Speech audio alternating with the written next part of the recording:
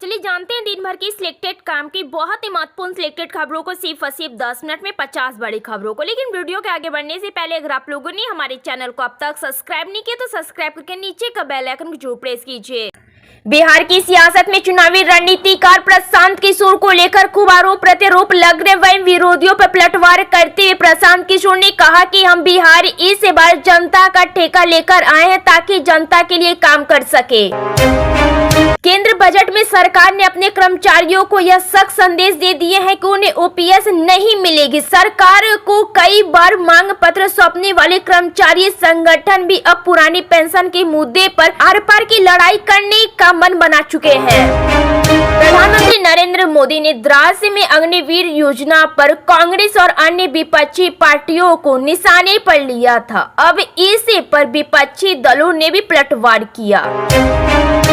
दिल्ली में चल रही नीति आयोग गवर्निंग काउंसिल की बैठक का विपक्षी इंडिया गठबंधन ने बहिष्कार किया है। इसी बीच कांग्रेस महासचिव जयराम रमेश ने सोशल मीडिया प्लेटफॉर्म एक्स पर पोस्ट कर केंद्र सरकार पर निशाना साधा है। प्रधानमंत्री नरेंद्र मोदी की अध्यक्षता में नीति आयोग की बड़ी बैठक जारी है। देश भर के मुख्यमंत्रियों ने इस मीटिंग में भाग लिया। इस बैठक पश्चिम बंगाल की मुख्यमंत्री ममता बनर्जी बेहद नाराज हुई और बीच में बैठक छोड़कर बाहर निकल गए। उन्होंने केंद्र पर भेदभाव करने का आरोप लगाया और कहा कि मेरा माइक 5 मिनट में ऑफ कर दिया गया। ममता बनर्जी ने कहा कि उन्हें महज 5 मिनट बोलने के बाद रोक दिया गया, ये मेरा अपमान है। देश में हुए लोकसभा चुनाव के बाद उत्तर प्रदेश में डबल इंजन वाली सरकार में खींचातान मची हुई है। प्रदेश के मुख्यमंत्री केशव प्रसाद मौर्य के सरकार इसी बड़ा संगठन वाले बयान के बाद इस राजनीतिक गलियारों में चर्चा है कि सूबे के उत्तर प्रदेश के मुख्यमंत्री योगी और उप मुख्यमंत्री के बीच सब कुछ ठीक नहीं चल रहा है। वहीं बैठक में उप मुख्यमंत्रियों की गैर मौजूदगी में चर्चा का विषय बनी हुई है।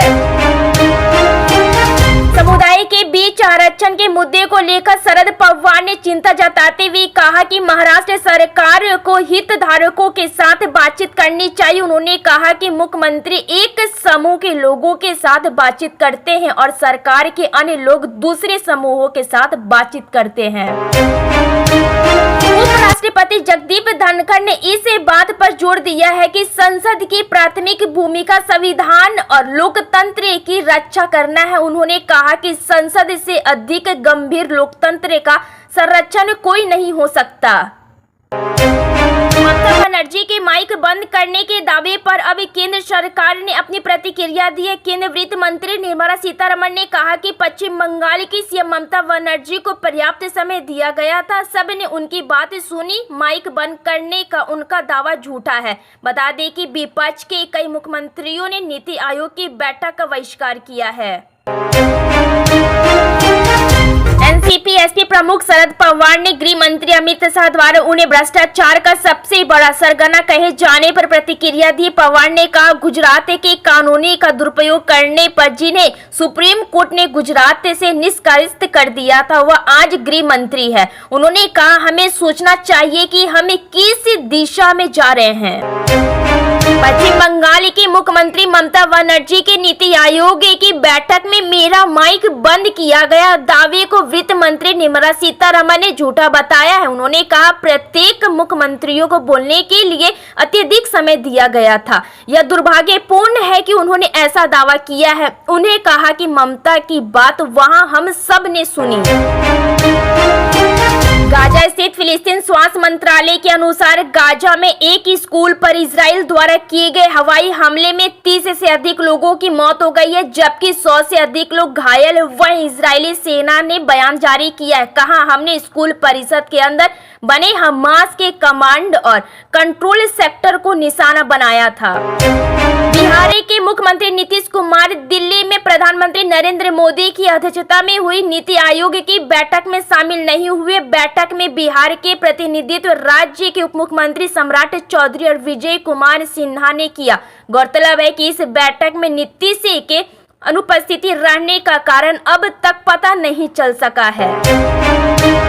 महाराष्ट्र में में मराठा और ओबीसी आरक्षण को लेकर एनसीपी एसपी नेता शरद पवार ने कहा है कि यह दुर्भाग्यपूर्ण है कि दो अलग अलग वर्ग के बीच दरार पड़ गई है। शरद पवार ने कहा, जलाना और बीड जैसे जिलों में स्थिति काफी चिंताजनक है। मानसून सत्र खत्म होने के बाद मैं वहां जाऊंगा और लोगों से बातचीत करूंगा।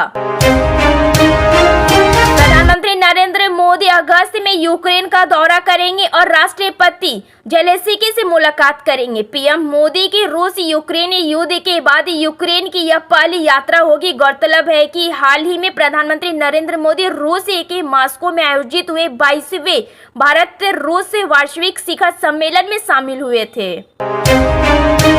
महाराष्ट्र के उप मुख्यमंत्री और वित्त और योजना मंत्री अजित पवार ने एक्स सोशल मीडिया के माध्यम से ऐसी निर्धारक खबरें देना बंद करने का आग्रह किया है। कुछ मीडिया में मुख्यमंत्री मांझी लाडली बहना योजना को वित्त विभाग द्वारा विरोध होने की खबरें निर्धारण वास्तविकता से परे और राजनीतिक उद्देश्य से प्रेरित है। डिप्टी सीएम अजित पवार ने आग्रह किया है कि मुख्यमंत्री मांझी लाडली बहन योजना की सफलता के लिए अधिक से अधिक बहनों को शामिल करने के लिए सभी को प्रयास करना चाहिए। साथ ही उन्होंने कहा कि विरोध की खबरों पर विश्वास नहीं करना चाहिए।